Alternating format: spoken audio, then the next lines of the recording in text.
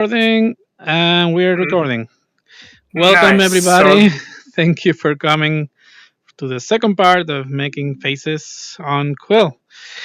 And I'm going to continue with this guy here that I started last week, um, kind of getting some idea of his face. It's not going to look perfectly exactly like him, but I want to try. I want to at least get the closest that I can. Um, and let's just keep going, and then I'll get any questions as I go. Uh, because I already talked about enough of the. I think I already talked a lot about the technique and how does it work.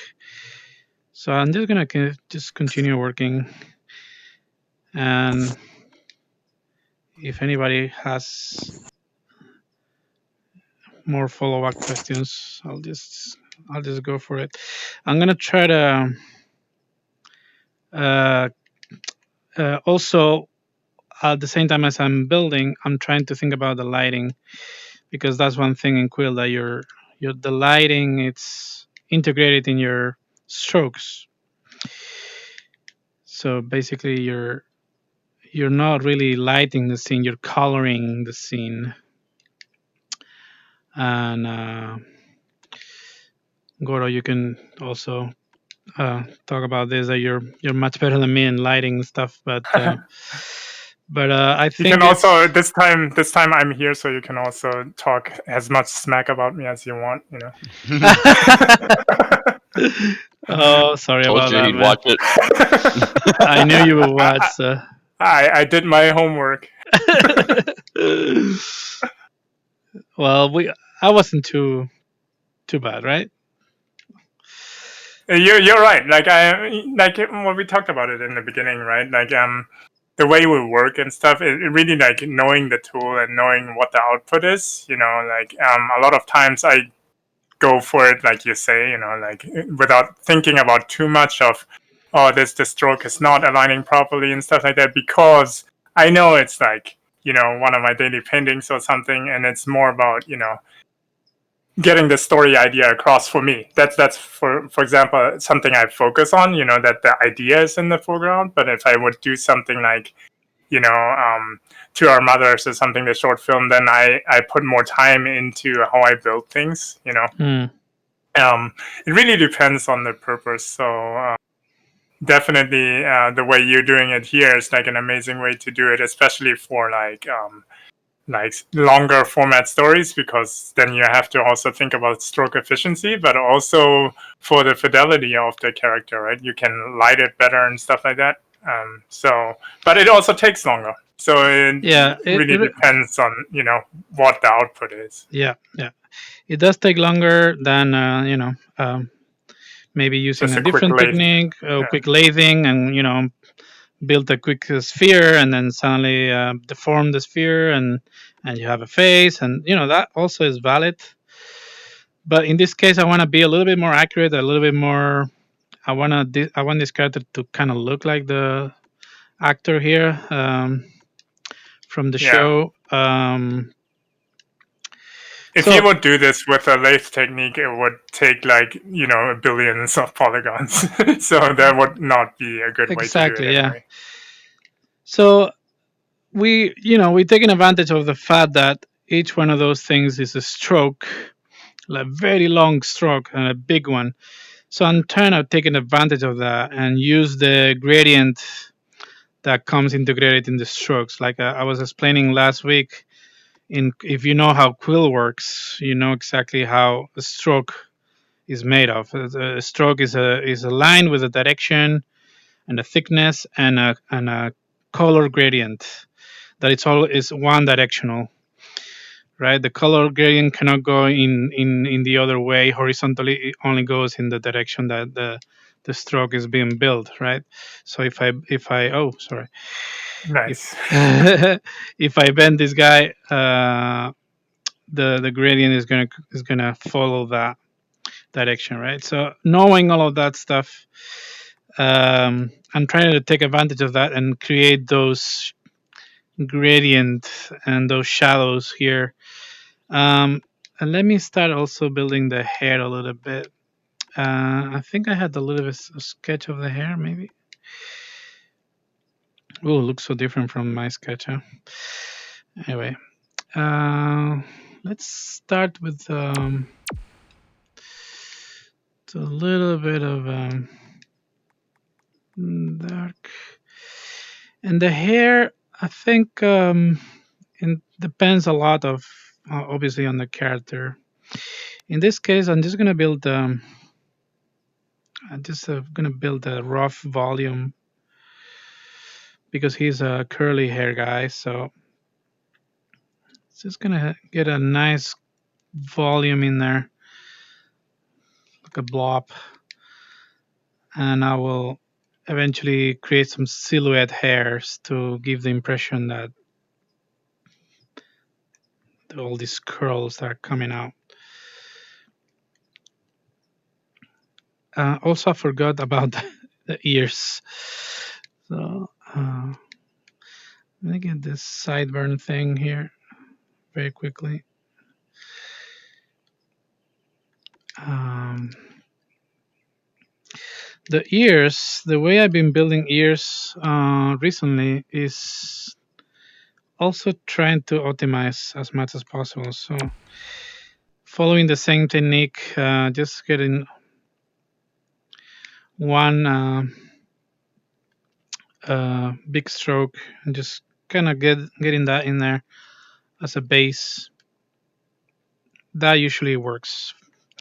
And I've been doing something like that as well, like duplicate and then finding like a darker color to kind of define the area here that's going to be dark anyway, no matter what. Um, just continue with the hair. The important thing about the hair is just getting that silhouette, right?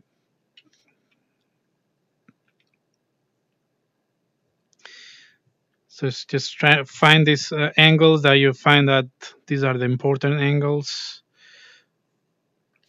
and just try to And this is actually a good rule of thumb in general. What Daniel is doing here, like just by adding like those few strokes, it suggests crazy detail, right? So your yeah, brain thinks that it's the whole hair, the whole head is like that. So that's like a good practice for in general when you try to do optimized models. Just suggest detail where it's necessary, and you might have seen my wolf tamer, where there's a guy like taming this giant wolf, did the same technique. Like the whole body is basically built out of like maybe several line strokes.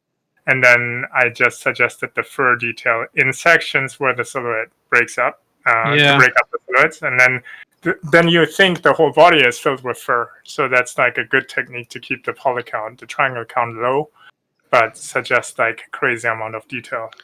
exactly. I mean, I could have gone doing these curls for the whole hair.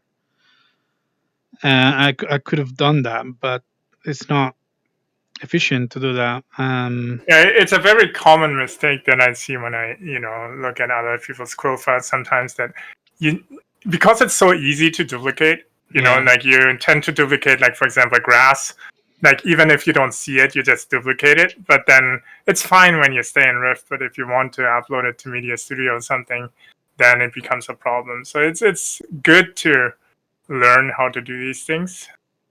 Because then it's also easier to design because you don't rely too much on happy accidents, but you're actually designing the character. exactly.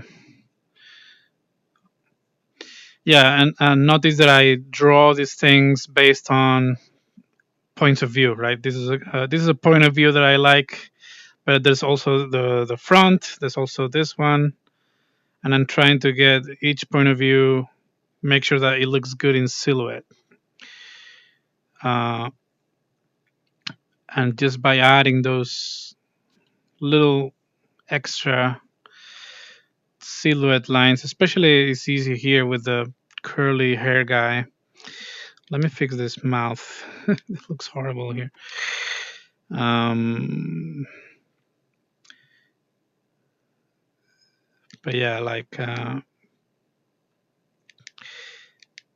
it's good for optimization, and it's also good for just like Goro said, like just forces you to design and to plan things instead of going crazy and improvise everything.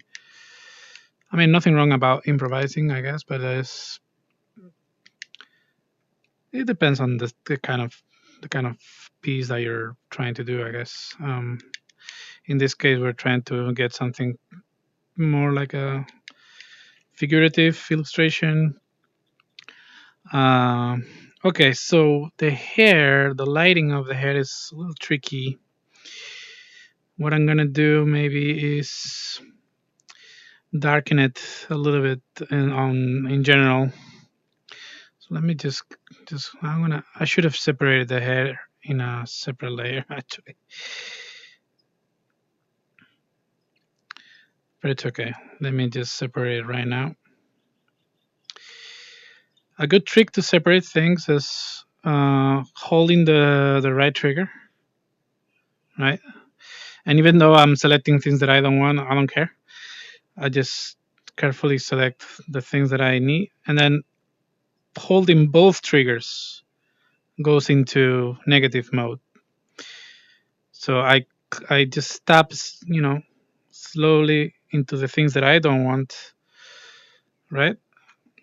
And I Yeah. hold both triggers at the same time, so I go into negative. And if I want to add something, I just have to release the left and add again, and then press the left again to negative again. It's an easier way. I prefer that than the other way where you have to press very slightly to go into positive mode. Also, just so what I usually do is like before you copy, you already put it into a new layer, I guess. But I usually then lift the selection to see if I caught everything. So I just Oh, you grab the hair mean and move it. you say oh yeah, you do You like can just that. simulate it. Yeah, like You do let's say like this that. was your Oh, selection, and then you okay. see, oh, you selected the ear too, right? So you Oh can yeah, actually see. that's it. That's really And then I just undo it, and because sometimes it gets tedious, so now you have to separate these, right? Which is not a big deal, but like once you lift it, it's like easy to see what you missed. yeah. In the case that this happens, my technique has been this one. Just select it. So yeah, select these two things, right? And I go into animate mode. Go to the layer that I want these things to be, and I press this guy here. Boop. And then I'm just gonna once I copy it, I go here to hair, and I delete these two because I know they're back here. So it should be right. Yes. Okay. It's an interesting method. So what he just did is like you called the button this guy, but it's basically like copy Oh, selection to current frame. It's like, this. yeah, Sorry. exactly. Yeah. Sorry. This But button, I press it so much. I yeah. just I'm familiar with it, so I call it this guy. Another alternative is just select it, create a new layer, and the new selection is automatically in the new layer. So it removes it from the current layer. So that's another way, and then you can just merge it. So you So yeah. select something, hit new layer, and then it's automatically subtracted from the original model. Wow, that's interesting. I had not used either of those methods. I've always used selection to a new layer. Yeah, I mean it's the same thing, but then I think creating a new layer is much faster, right? So you don't have to open the I didn't know that. selection That's panel. cool. Yeah. Yeah, when you have something selected, you press new layer, and immediately that thing goes Goes in there. Yeah. into a new layer. Yeah, yeah. There's a different ways to do the same. Okay, what am I doing? Okay, The hair. yeah, the hair. Sorry, I A just saw tutorial on something there. faces. I'm not sure if I want this like that or not. Okay, we'll fix that later. So yeah, I just painted a little bit of a darker color in one side, so already kind of looks nice. He has a little bit of shadow. What I'm gonna do is use the duplicate technique here only for this group of hairs, the ones that are being hit by the light. So I guess I'm talking about lighting too in this tutorial. um, It so might help, Danielle, if you put an arrow for the people on an extra layer where you think the lighting is coming from. So oh yeah, that's a that's good idea. what I like to do usually, Let me because then it's not as just. abstract, you know. Oh, okay. Let me just do this quickly because I already have the selection. So I only do this for this group of hairs that are the ones that have the contrast. I'm just gonna get a little less saturated color.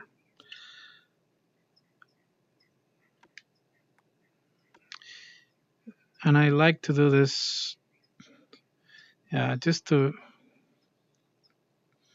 get contrast only on certain parts, and then without a selection, so maybe just keep using the same color to kind of fade it out, right?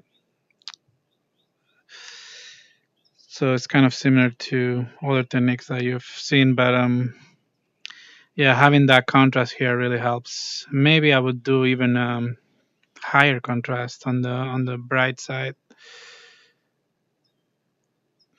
just selecting those brighter parts here. Just gonna,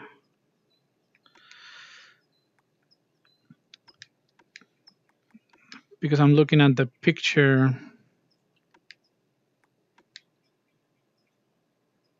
and I see brighter colors in there. So we can even go to the stream over there. Uh, yeah, like the light. I have a good reference on the photo, so basically the light is coming in that direction, right? Something like that. So before going any further, I want to keep changing the colors on the rest of the face, and I want to make sure that the light matches. It's almost like here the light is so intense here, so maybe just gonna try to match those colors. This is in general like a really good practice when you do lighting studies and stuff like that, to actually put a physical arrow in there. A huge advantage of the VR space is that you can actually relate to that arrow. I mean, I do that also in my Photoshop tutorials, but it's a little bit abstract because it's a 2D space and you have to imagine a 3D space. But in VR, it's actually much easier to tell how the light behaves because you can relate to the space. And what Danielle is doing here is like where the light is, like the surfaces that are perpendicular to the light source are the brightest. So you have to always imagine that there's highlights within the highlights. And that's like a very common beginner mistake in lighting, is that shadows are shadows and highlights are highlights. But there's actually nuances within the values, like pretty large nuances, and that's something you should keep in mind. And especially in this VR space, it's like fairly easy to break it down how it would behave. So the nose, for example, where he's working right now, has like a slight curve down, and then you have a gradient towards the shadow, where you have a really hot highlight on the top of the nose, which is like directly facing the light, as you can see, and then it slowly changes into shadow, and that would be like a soft shadow, and then you have a hard edge at the bottom of the nose where the light is not reaching. Yeah, it's definitely a technique that's taking me a while to learn, to do lighting in Quill. It's definitely not easy, um, but yeah, I've been learning and I've been getting comfortable, and I just value a lot to have some sort of reference first and foremost. I know, Goro, you're so good like with lighting that you can do it without any sort of reference. You just paint the lighting right into Quill without thinking. But uh, for me, I just need some sort of study first of the light in a sketch or something, and then I'll have an easier time when I have to translate that into Quill. Yeah, I mean that is all like just a matter of practice, right? Like I put like a lot of hours into learning lighting color, and so did you with animation. So when you do the walk cycle, you don't have to look at reference to explain, how the follow throughs work and how the Exactly. arms. Yeah. You just explain the rules, what you learned. So it's the exact same thing, Like I think I feel like there's like. I barely scratched the surface of lighting. Lighting is like one of those things, like animation, you can't overlearn. Like it's always a continuous learning curve, While like modeling, you can actually perfect it, right? Like you can get to a point where you can model anything that's presented to you. But if it comes to like lighting or animation, it's like endless, right? Like you will learn new things until the end of your life, So No, totally. you have to like definitely, in order to be able to, I still look at reference and stuff like that, but the more you study, the better you get, the more comfortable you get. So it's all the same thing, with every discipline. So here we have let's just make sure that this is dark enough. It's all about finding what's the darkest color, what's the brightest color, right? And figure out the contrast between the colors that you have neighboring the stuff that you're working on right now. I don't know if that's the way to. I'm not a good at explaining that, but yeah, like here when I see this color here, I try to make a contrast with this and see what's the what's the difference really. Is it really that contrast, or are they close? Maybe I can get this color here a little closer to the one that I have on the bottom, just by clicking a little bit, and then by not selecting anything, you kind of I, I don't select anything, and I pick up this color, so I try to blend in here, and that also is a good way to hide or try to hide the geometry within all this quill geometry. But I don't want this to be completely dark, because there's a little bit of a reddish color here that should be here. So I'm just gonna have a little bit of that red color here. It's kind of like a bounce light, right? And I feel like this section here should be brighter. When I contrast the this with this in the picture, I feel like it's almost the same. I'm just gonna try to get that in there, and that's why I always say having a reference is good. But if you're so natural with lighting and you already know, um, like Goro said, you can just do this naturally without even having a reference. I would like to So have. what always helps me to think when I do lighting is not just locally on the character, but what I always think about is the setting, the environment. Even if I haven't painted the environment, I usually decide what is around this person, because that will define the behavior of the color on the skin and the behavior of the fill light and the behavior of the bounce light. Because right now you have a reference here and you match it to the reference, but if you, for example, do the vampire scene, or what if the vampire scene is not in this yellow forest? What if it's in like blue sky or something, right? Exactly. Everything will change according to that. So my approach is usually like environment first, and even if I don't paint the environment, I know the environment in my head prior, Yeah. so that way I can define the colors, how they will affect the skin tones and stuff Even like that.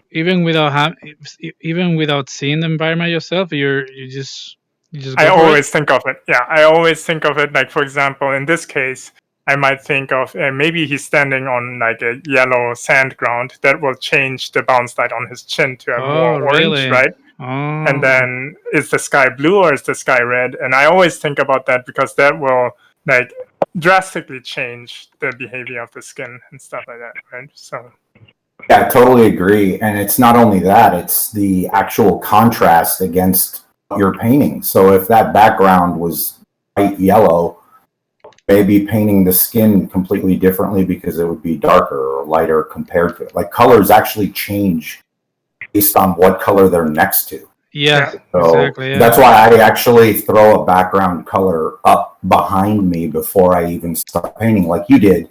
Because it looks like your reference has a dark background. Yeah, So, I picked the you put a colors dark background. Yeah, yeah.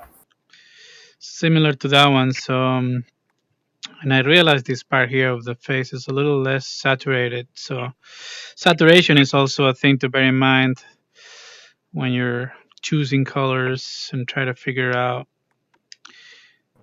what's the saturation level on that, right? Um,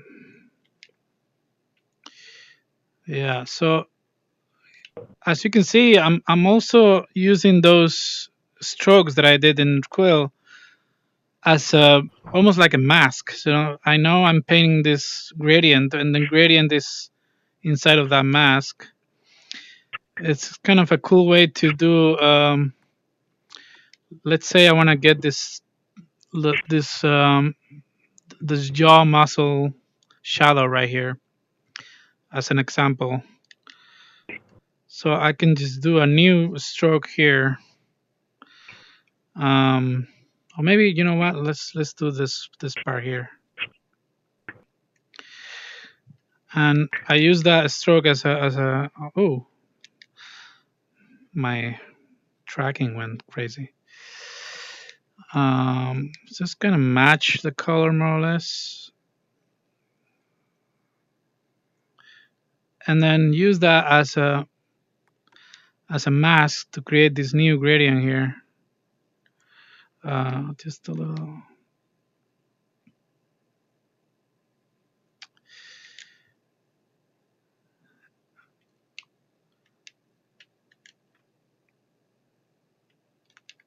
So I have this new thing here, just like a stroke. You know, I know it's very sharp, but you know what I mean. Like I could actually do something like that too.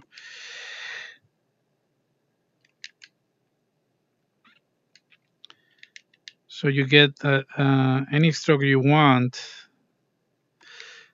um, to be like a mask for this kind of little shadow here or little touch that you want to get in there.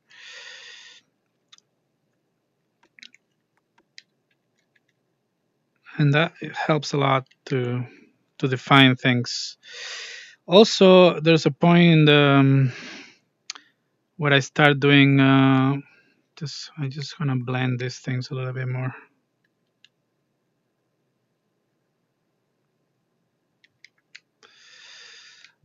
Yeah.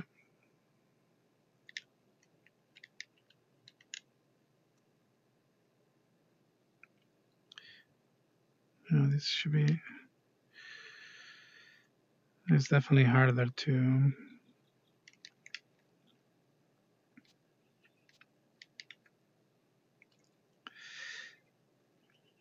Um, I was gonna say.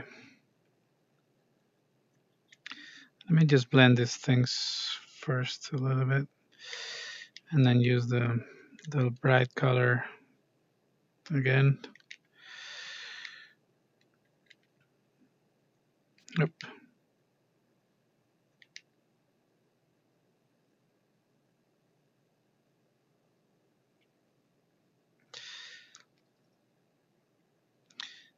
It's just the hardest thing in here is just try to hide those quill strokes, you know. Um,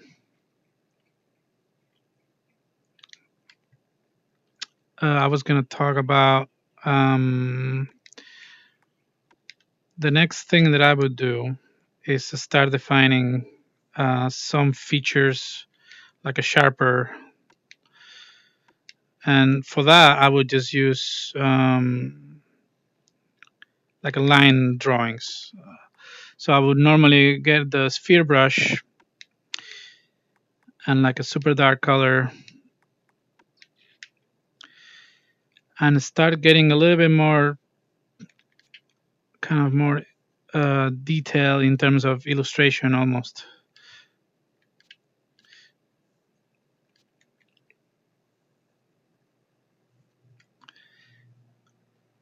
So that kind of stuff helps a lot to define and start getting the character to really take shape. Because at this point it's just a bunch of colors put together, but there's not a lot of definition.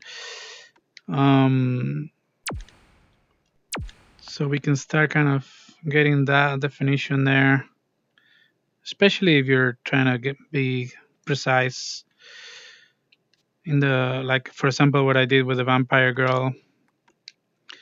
I tried to be really specific and define that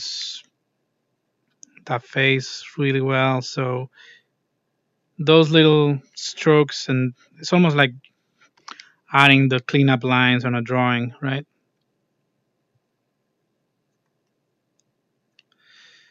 So you kind of Yeah, it's basically the same with every discipline like drawing and painting. You work from rough to fine detail. You start with the basic shapes, and then you just I always say start fast and end slow. So basically, you start fast, blocking in the shapes, and once you get into the detail, all the foundations are laid in. So yeah, then you basically finesse it at the end, right? Yeah, those little sketch lines really help, and it's something that comes from my background of traditional drawing and inking and stuff like that. I always rely on the line, on the stroke. Not stroke. I guess what I mean is the line to define certain things like the mouth shapes and things like that, and the shape of the eyes and the personality of the character.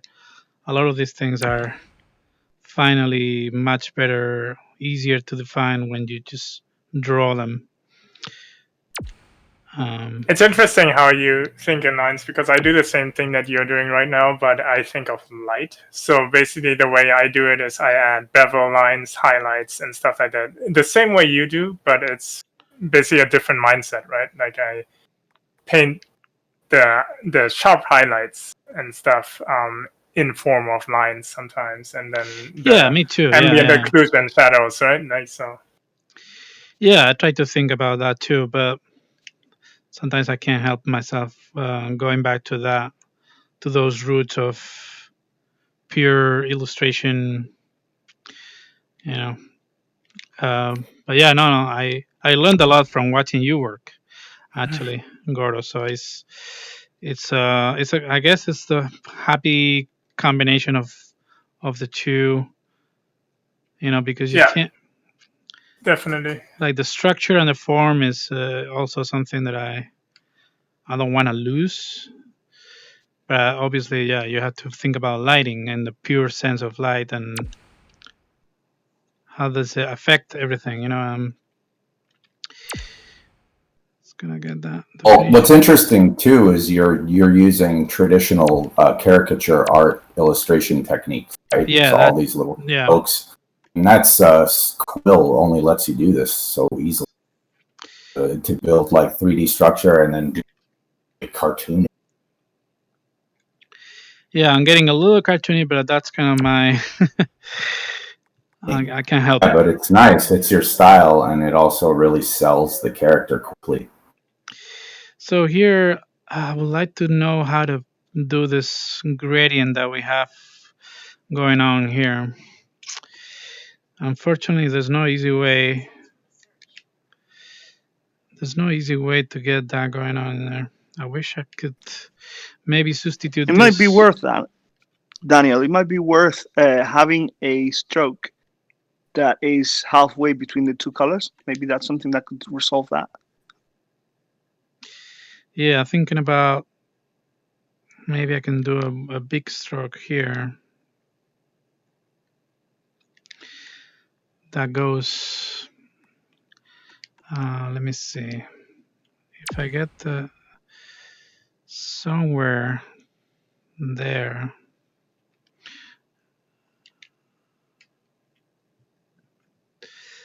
And this is the kind of thing that you're constantly fighting with, like the limitations of Quill and how can you take advantage of that or solve problems using those limitations.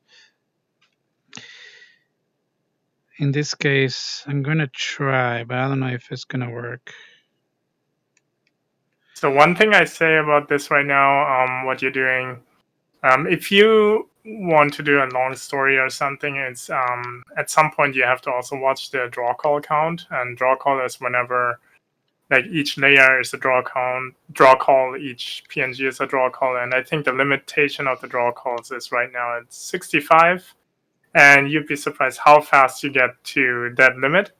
And one thing to note, which I also had in my optimization tutorial, is that each different brush costs a draw call as well. Oh, So yeah. right now you're probably at 3 draw calls because you have 3 different brushes. So in this case, it doesn't matter. But if you make like a story or something, just keep in mind the less brushes you use, the more headroom you will have with the draw calls. Yeah, it's good to know. Yeah. It's a bit technical, but it's a good practice. Well, it's not perfectly what I wanted, but it's close. So let's get no too crazy. And then you can hide some of the mistakes or some of the stuff by using the illustration line. I don't know how to call it. The line that kind of defines your. Just let me optimize this. The line art, yeah. Yeah, what is it called? Line art or whatever. Yeah. I use that a lot to disguise things. And let me show you more or less what I mean by that. To piggyback on that, if you do something like Inktober and stuff, where you only use black and white, it's like much faster to just do like super rough blobs of like white color, and then you just draw the lines and do the details with that, and then it will basically look like this. You don't have any shading or anything, but it's much more forgiving in that case because you only work with 2 tones, and then all of a sudden the line art becomes like really important because you can define volume with the lines, although the volume doesn't exist. It's pretty cool. Yeah, the line art is a lifesaver for me in many cases because you can tell so much about volume with just a bunch of brushstrokes, right?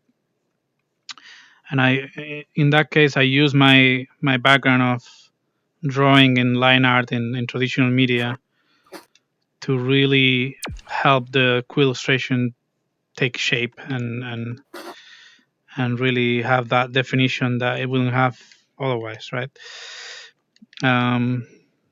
Like something simple like the eyebrows.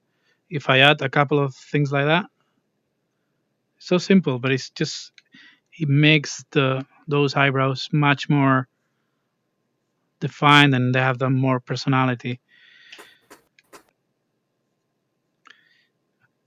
I already have the foundation there. I already have the volume, but having those illustration lines really makes it much more like a finished piece. A finished piece.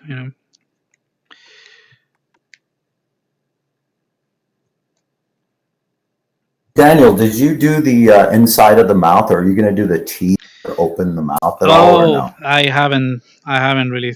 Okay, just wondering. Sorry. But I can show you more or less what's Yeah, I'd the. like to know how your process is for that.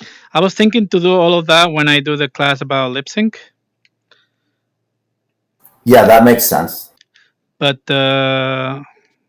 yeah, it's using this technique with the strokes really helps in case you wanna open the mouth of a character and do lip sync and stuff like that. I'm seeing there's a Lip sync definitely a good class though. A separate thing. yeah, we'll do that in a separate class. I think it'll be better.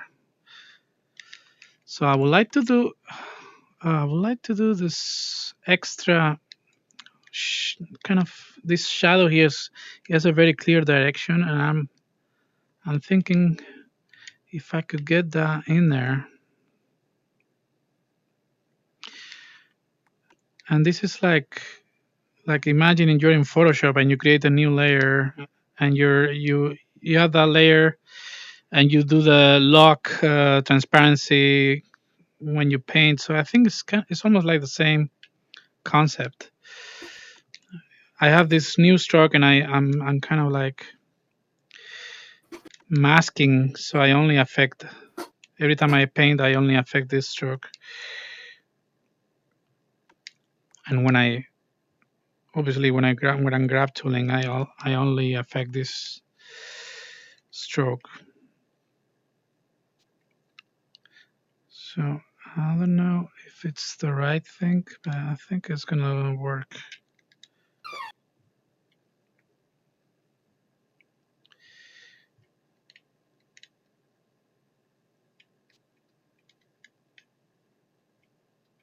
I need a little bit darker.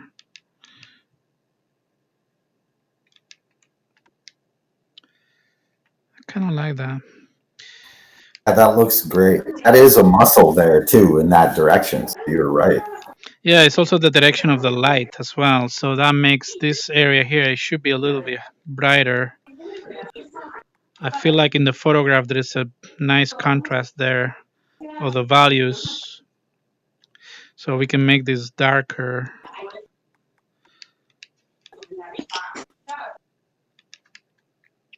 To get that nice contrast in there. Opa.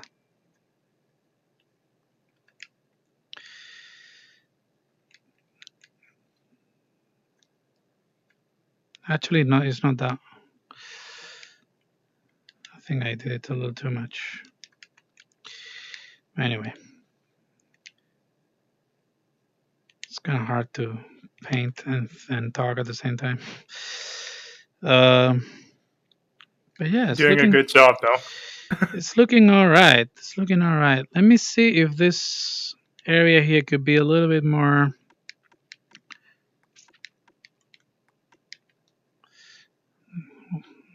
Maybe use a gradient for that part here. And I know I'm using a different type of brush, but It's really only important, like again, the output, right? If you like for the remedy, I don't think you ever had like a draw call problem because it's more like if you have like crazy amount of environments and crazy amount of layers. I think remedy was like built in a very smart way, and it was more like panels and stuff like that. I don't think you ever hit the limit. Maybe in the volcano scene, right? yeah. That was probably the one where you had the most because things had to move at different timings and stuff, so you had to separate stuff into layers. But like for something like this, it doesn't really matter. You can have like as many different types of strokes as you want, but just so people know, that different brushes means different types of draw calls. But there's also the cylindrical brush and the spherical brush is the same. So what you can do to test which brushes take different take draw calls, you can just simply create a new layer and just use a different brush and watch the performance panel and see if the draw call count goes up. And that's like how you can see like which brushes are different, because some of them are like made out of the same shape. Yeah, I think here what I'm trying to do is it's not really worth it. It's not really getting me anywhere, so it's just gonna go back to what I had before. I mean, you're not gonna be able to get everything exactly like, unless we do like a more organic lathing technique for that part over there.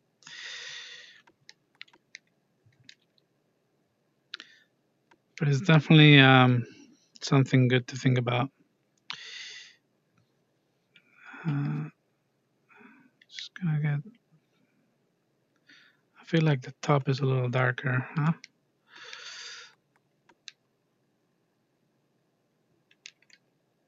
Yeah. The top is darker and the bottom is a little more.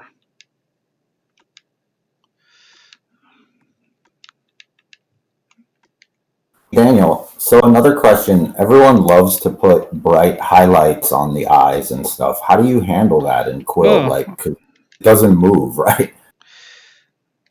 Yeah, it doesn't really. I guess you could do. I haven't done that very often, but I guess Do you you do. just avoid it? No, I just make it. 1 second. Just want to get that contrast Yeah, there. I'd also like to know this. I want to get a nice contrast in there. Sorry, guys. I know there's a contrast between this color and this color on the nostril. So I want the nostril to be so you can see it, basically. The eyes, I've been doing this simple technique, which is just duplicating something and then changing the color to white. And that's it. That's all I've been doing so far. But I guess you can go more ambitious than that. You can just, I guess you could go like make the iris like a hollow, but that would be more ambitious. That would be like a lot of geometry. Okay. So you just basically do that and it's fine. When it animates, that just sits there and it's okay. Yeah, this is the optimized. Cool. This is the optimized way to do it. I guess another day we could talk about. Okay, let's do a hyper realistic eye, and how we do that. And I would say, well, you you're if you want to be realistic, you have to draw. But that would be crazy. But you have to draw like the iris and then just make it hollow, so it's like a sphere, right? The highlighters on the outside. So this will be inside of a. So it will be an indent on a sphere. That's the eyeball. So the eyeball is like that, right? This is a sphere. That seems almost too much for Quill. It's like Exactly. the stylized version is more important. That would be too much. But if you want, Actually, it depends. If you look at my Valentine's Day piece, I believe that's where I did it. Where it's actually like that. It's constructed like that. So when you move the camera, okay. When you move the camera, Yeah, you can. there you go. I see what you're saying. That's Yeah, the problem. So yeah, The way when you look at it at a certain angle, it might look off. Because I've come across this problem. Yeah. Right. Like it's glued, and it shouldn't. It should be moving around. It should be reacting like that, right?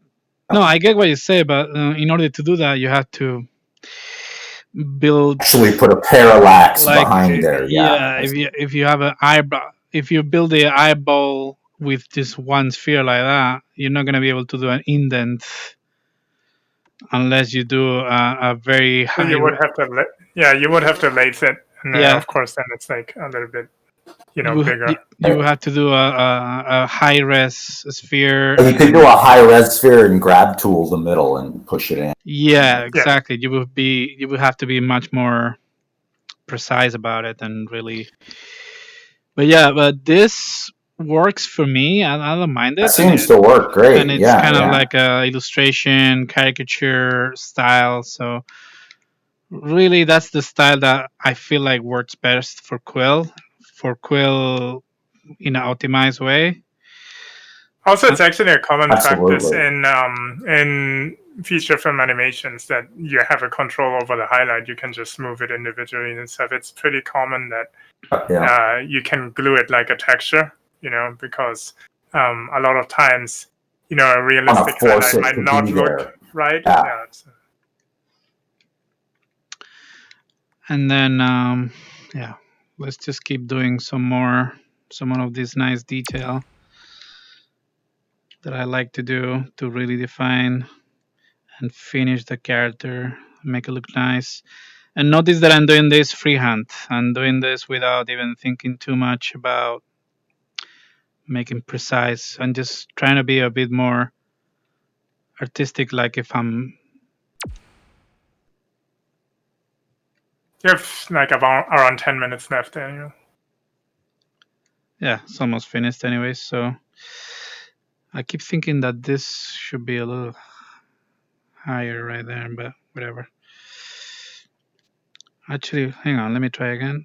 If I do a little higher and if I do it a little thicker, yeah, that looks better.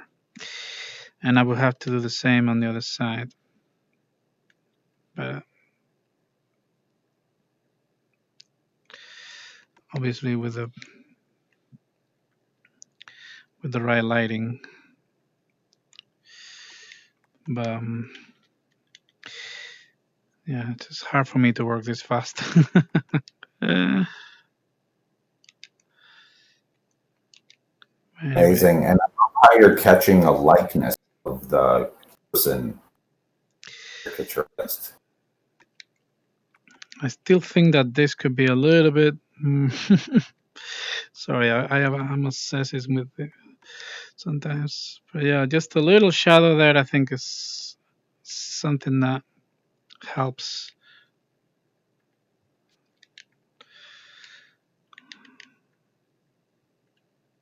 No, sorry, no. Yeah, I think it would be better to have this one extra shadow here. Well, no shadow, like a little highlight, a little less saturated.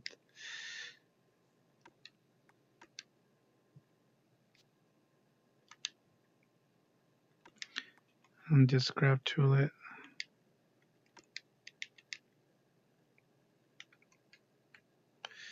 Yeah, that looks. I like that. In terms of likeness, I'm not super happy with it, but Cool. we can kind of A little bit. use the grab tool to make distortions. And like we were saying before, the mouth could be opened if I wanted to. If I grab the right strokes.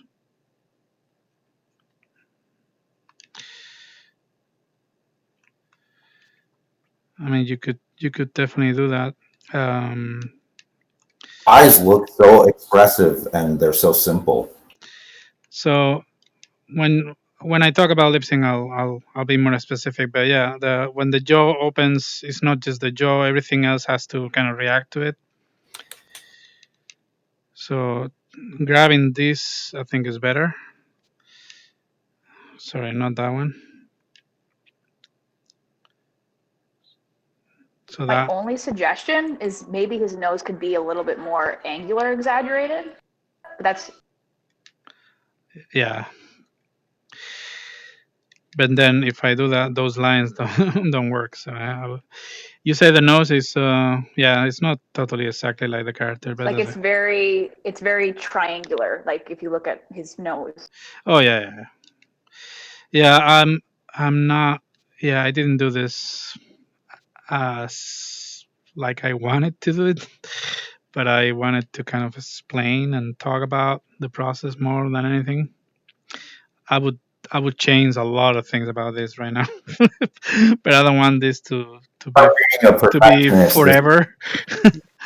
I don't want to I stay. mean, you could use them and say like, yeah, this is that I'm just character, being but yeah. nitty gritty. It's all good. It's all Yeah,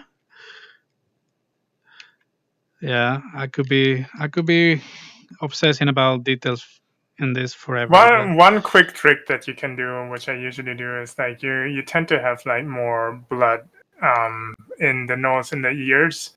So if you add a little bit of slight tint right where the nose transitions into shadow, yeah, just like a slight red gradient, and then fill the inside of the ear, I would add a stroke and also put a little bit of red in there, and that will like really emphasize. yeah, And then the colors start to vibrate, and it will look really organic and nice. yeah. I think Like if I I would make get it smaller. Yeah, like just the inside of the ear, like slide red. So I would add a stroke. yeah, something like that. Yeah. No, yeah, totally. Red on a face is important to use that for the nose, lips, and ears. That's where the accumulation of blood is normally. It's like the And sensitive because of areas. that harsh light, like another thing I like to do is just like what you did with the eyes, just like a white little dot on the nose where it faces directly to the light. That looks really Yes, good too. yes, especially if we want to get this highlight. Um, I didn't talk about the specularity and anything. I think that would The be oily more. nose. Everybody knows about the speculars and stuff like that, right? So There's also different color regions of the face, like at the forehead. Generally, it's more yellow. I forget, and then the nose is more red, or the cheeks, and then the chin. I forget, but it's in. If you read the book Color and Light by James Gurney, he has a small section about this. yeah, highlight really Making a helps. note of that. and the If other you haven't gotten thing, that book, highly recommend that book. It's a great book. I love that book. about lighting is finding contrast to define the features of the face, and that's probably the last thing I would say today. But because sometimes I find myself doing this line here, and that's because I want to get that contrast. I want to define the nose there for whatever reason. And sometimes you can avoid doing this line because obviously when you turn around, you're gonna see that and it's like, what is this line floating in there? It doesn't work. But the trick is just use your lighting and the contrast to your advantage. So, for example, this little highlight that is also suggesting the shape of the nose in there. And if I get this area here and I make it a little darker, automatically I get this contrast here between the bright and the darker. So that's a good suggestion as well to avoid having to draw that line, that definition line that I'm so tempted to do right now. I'm tempted to draw this right there. But if you have a good contrast in your lighting, it's not necessary. And avoids, it helps your model to be more three-dimensional as well, instead of sorry, this is not. Anyway, I think We're that's at 11 o'clock. Perfect timing. Looks just like him. Looks great. Not Looks great, really, Dan. but it's okay. I will But probably. that wasn't the goal anyway, right? That No. wasn't We're the having a main good goal. time. The Yeah, goal the was goal is to have a good time. have a good time and show you the process. That was the goal. I mean, it's not too shabby, I guess. Could be better. It's awesome. But yeah, it depends on the angle you look at him and stuff. I would definitely do more of that definition lines here. More of those to really hide those quill strokes. And I would do that the same thing with hand-drawn curls instead of automatically duplicated. Sometimes it's just nice to have your own input mixed with the duplication thing that you have done before. Contrast between thick and thin lines, that's very important as well. So you don't have always the same thickness.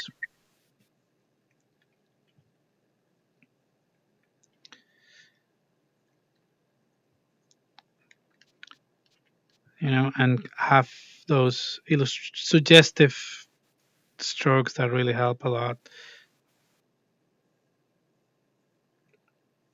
to define volumes that are not really there, but you're suggesting them. And I try to do those in a way as well to hide, to disguise those intersections, right? I do that a lot in my illustrations. Try to disguise the intersections with hand-drawn, strokes like that, so it feels more like an illustration rather than a 3D model. And then I will use burn that.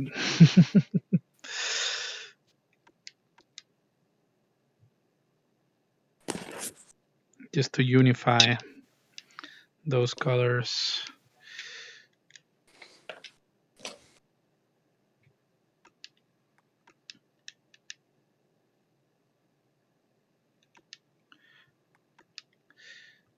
Anyway.